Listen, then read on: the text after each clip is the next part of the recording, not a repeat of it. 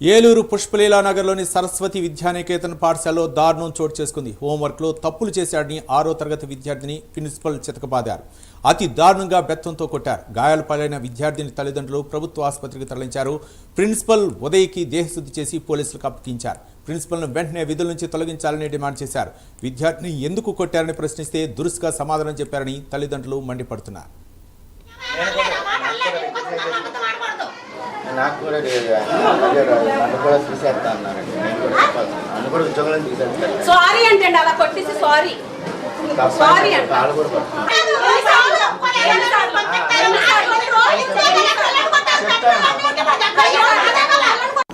నా పేరు అచ్చిత అండి. మా మనవలేనండి, ఆ నలుగురు మనవళ్ళు మా మనవలేనండి. అది మామూలుగా 2 రోజుల ముందే ఒక మనవని కొట్టారండి. మా చిన్నమ్మాయి వాళ్ళ అబ్బాయిని కొట్టారు. ఆ అబ్బాయిని కొట్టారు. వచ్చాము, అడిగాము, మాట్లాడాము. ఈ తిప్పు ఏం జరగదమ్మని చెప్పారు. వెళ్ళిపోయాక మళ్ళీ అదే కక్ష ఎట్టుకొని మా పెద్ద మనవడిని ఇష్టాసరంగా కొట్టేశారు సార్. అలా కొడతావా తప్ప కాదా? అసలు దేనికి పంపిస్తున్నావు? చదివిస్తాక పంపిస్తున్నావా? క్లాసులు డబ్బులు కట్టి కొట్టించుకుంటా పంపిస్తున్నావా పిల్లల్ని? అలాగే నా కొట్టేతో చదువు బాగుంటుందని ఇక్కడ జాయిన్ చేసాం. 35,000 పట్టుకొని ఇక్కడ మేము జాయిన్ చేసి రూపాయ పాపాయ 2 రూపాయలు 3 రూపాయల 35,000 ఒక్కో పిల్లాడికి వచ్చి 35,000 జరుగుతున్నాయి సార్. ఇలా కొడతాక మేము పంపించింది, మేము కన్నా దేనికి పంపించింది దేనికి? చదువు చెప్తారనే కదా పంపించాము.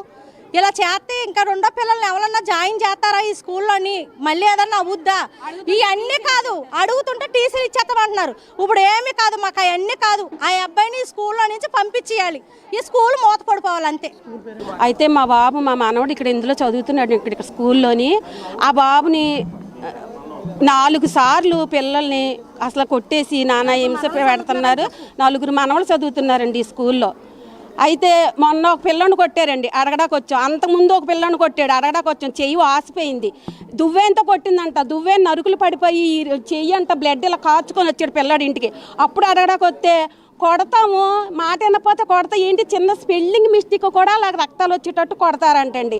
కొడతామమ్మా, ఏం చేయమంటావు? మాట వింటలేదు. కావాలంటే టీసీ తీసుకెళ్ళిపో, టీసీ రాసి ఇచ్చేయండి, ఈవిడ వచ్చి అడుగుతుంది అని ర్యాష్గా చెప్పారండి.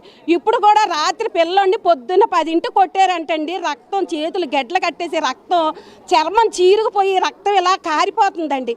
కారిపోతుంటే రాత్రి అడగడాకే వచ్చేవండి. పిల్లని 7 వరకు స్కూల్లో ఉంచేసి 7 పిల్లని వదిలేసి, పిల్లడేమో బీడీ కాలనీ అండి మాది.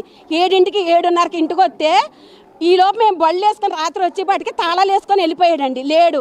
ఇప్పుడు పొద్దున్న వచ్చి మేము అడగడానికి వస్తే సారీ అమ్మ తప్పు అయిపోయిందమ్మా అంటే రక్తాలు వచ్చిన పిల్లని కొట్టేసి చావు కొట్టేసి